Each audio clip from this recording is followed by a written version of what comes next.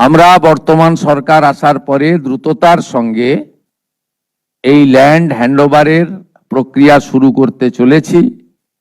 আজকে এর সূচনা লগ্নে আমরা 18+9 27 কিলোমিটার এলাকাকে সুরক্ষিত করার প্রয়োজনীয় জমি সরকারি এবং আমাদের প্রাইভেট ল্যান্ড যা পারচেজ আমরা করছি এবং তার সম্পূর্ণ অর্থ বিএসএফ আমাদের দিচ্ছেন, ভারত সরকার আমাদের দিচ্ছেন, আমরা সেটা সূচনা করলাম।